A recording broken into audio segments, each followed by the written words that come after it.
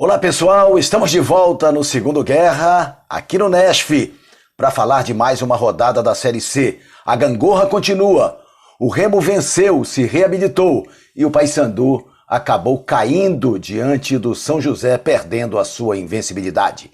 Já já para você.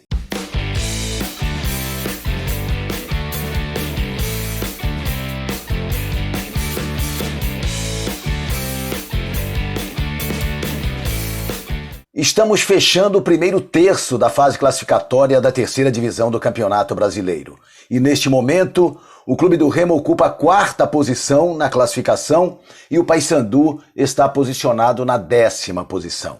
A gangorra continua, este sobe e desce. Numa rodada, o Remo no G8, o Paysandu fora da zona de classificação. Na outra rodada, a inversão. Isso vem acontecendo sistematicamente na competição. Agora foi a vez do Leão, numa semana tensa, conseguir a reabilitação diante do seu torcedor. Vitória importantíssima contra o Mirassol. Como disse Paulo Bonamigo, pode não ter sido o melhor desempenho, mas foi o melhor resultado. A vitória por 3-1 reabilitou de todas as formas o Clube do Remo, principalmente no aspecto emocional. E o Remo construiu este placar movido pelo apoio do seu torcedor, pelo incentivo do próprio treinador e pela forma de jogar. O Remo chegou à vitória diante do Mirassol de uma forma muito sistemática.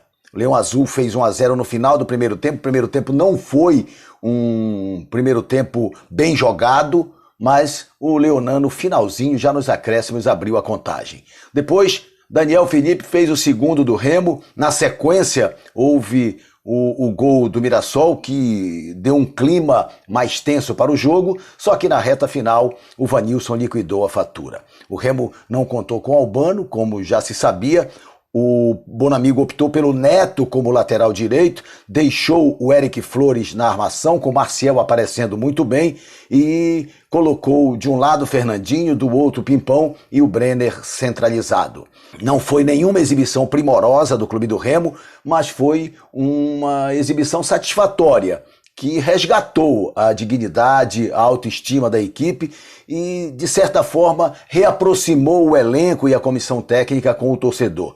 Ainda há, claro, resquícios da desclassificação contra o Cruzeiro pela Copa do Brasil, muitas críticas ao técnico Paulo Bonamigo, mas, de certa forma, a poeira sentou e o Remo agora, na 4ª posição na classificação geral da Série C, está com uma situação consolidada, pelo menos a priori. É bom lembrar que o Leão Azul vai sair para jogar contra a equipe do Ipiranga em Erechim na próxima segunda-feira, ainda sem o Albano, que teve lesão grau 2, deve ficar pelo menos mais 10 dias em recuperação. De qualquer maneira, o Remo conseguiu jogar sem o Albano e pode continuar assim, sem dúvida, no jogo no sul do Brasil. Vitória importante do Clube do Remo. O Paysandu não teve a mesma sorte. Foi para Porto Alegre enfrentar a equipe do São José no Paço da Areia, no gramado sintético do Paço da Areia, e acabou não entendendo o jogo da forma que deveria entender.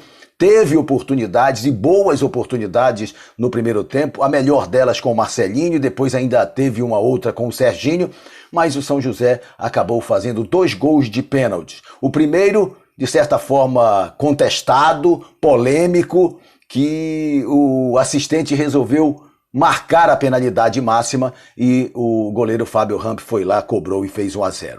O segundo pênalti incontestável, pênalti cometido pelo Bruno Leonardo de forma assodada, e outra vez o goleiro e capitão da equipe do São José fez o segundo gol. O Paysandu tentou articulações diferentes no segundo tempo. O Marcelinho saiu da equipe para a entrada do Darley, ele que começou a partida, mas não esteve bem na primeira etapa. O Marcelo Toscano desceu um pouco mais para fazer a articulação, tentando a aproximação com o Serginho e com o Darley mais infiltrado, mais encaixado na centralização ofensiva.